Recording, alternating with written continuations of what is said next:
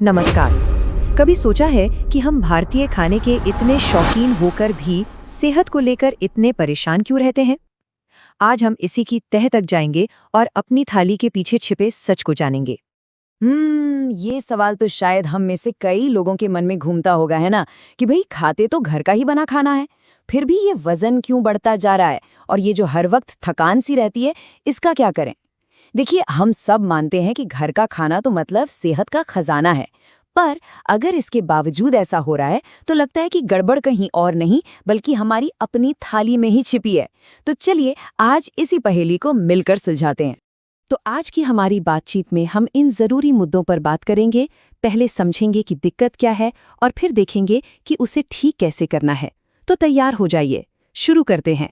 तो सबसे पहले आइए ये समझते हैं कि हमारी रोज की भारतीय थाली में आखिर गड़बड़ कहाँ हो रही है। और देखिए, ये कोई सुनी सुनाई बात नहीं है। ये बात निकली है Indian council of medical research यानी ICMR की एक बहुत बड़ी स्टडी से, जिसमें हजारों भारतीयों के खाने पीने की आदतों को परखा गया है। और जो सच सामने आया वो सच में चौंकाने वाला है। ये आंकड़ा देखिए, 62%। जी हाँ, 62%। हम अपने रोज की एनर्जी का इतना बड़ा हिस्सा सिर्फ और सिर्फ कार्बोहाइड्रेट से ले रहे हैं। मतलब हमारी थाली पर रोटी, चावल और हाँ, चीनी, इनका एक तरफा कब्जा हो चुका है। ये चार्ट देखिए, कहानी और भी साफ हो जाएगी। एक तरफ कार्बोहाइड्रेट का पहाड़ है 62% और दूसरी तरफ प्रोटीन बेचारा बस 12% पर सिमट गया है। ये जो इतना बड़ा गैप है ना, हमारी ज्यादातर हेल्थ प्रॉब्लम्स की जड़ यही है।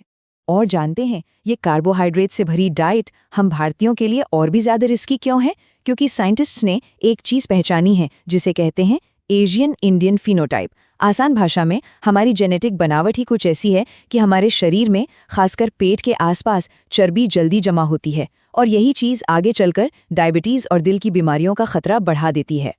तो अगर हमारी कहानी में कार्बोहाइड्रेट विलन बन गया है, तो फिर हीरो कौन है? वो हीरो है प्रोटीन। जी, वही जरूरी पोषक तत्व जो हमारी थाली से कहीं गायब सा हो गया है।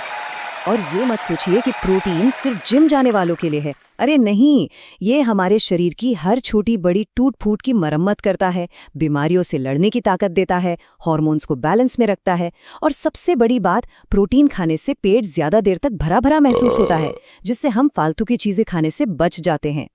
अब यहाँ देखिए कि हम चूक कहाँ रहे हैं।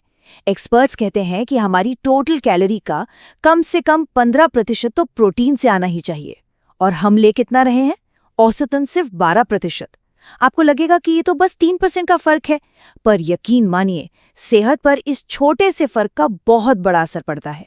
ठीक है, तो ये तो समझ आ गया कि प्रोटीन ज्यादा खाना है, लेकिन सवाल ये है कि मिलेगा कहाँ से? क्या इसके लिए नॉनवेज खाना जरूरी है? चलिए इस गलतफहमी को दूर करते हैं। ये जो सोच है ना कि अच्छा प्रोटीन सिर्फ नॉन वेज में होता है, वो बिल्कुल सही नहीं है। जरा इस टेबल पर नजर डालिए। 1 कप पके हुए सोयाबीन में चिकन ब्रेस्ट से भी ज्यादा प्रोटीन है, और हमारी रोज की दाल और पनीर, ये भी तो प्रोटीन के पावर हाउस है। तो चाहे आप वेजिटेरियन हो या नॉन वेजिटेरियन, ऑप्शंस की कोई कमी नहीं है। लेकिन सबसे जरूरी बात क्या है जानते हैं? वैरायटी। मतलब किसी एक ही चीज पर डिपेंड मत रहिए। कभी दाल खाइए, कभी पनीर, कभी अंडे या चिकन। जब हम अलग अलग तरह के प्रोटीन खाते हैं तो हमारे शरीर को वो सारे जरूरी अमीनो एसिड्स मिल जाते हैं जिनकी उसे जरूरत है। लेकिन रुकिए, कहानी अभी बाकी है। हमारा हीरो यानी प्रोटीन अकेले सब कुछ नहीं कर सकता। उसे अपना काम ठीक से करने के लिए 2 सबसे अच्छे दोस्तों की जरूरत पड़ती है, और वो दोस्त हैं फाइबर और पानी। फाइबर जो है ना, वो हमारे पेट का सुपर हीरो है। ये हमारे डाइजेशन को दुरुस्त रखता है, ब्लड शुगर को कंट्रोल करता है और यहाँ तक कि कोलेस्ट्रॉल को भी कम करने में मदद करता है। और सबसे अच्छी बात, ये हमें अपनी दाल, सब्जियों, फलों, इन सब आम चीजों से ही आराम से मिल जाता है। और हाँ, पानी को तो हम भूल ही नहीं सकते। खासकर भारत जैसे गर्म और नमी वाले मौसम में तो पानी पीना और भी ज्यादा जरूरी हो जाता है।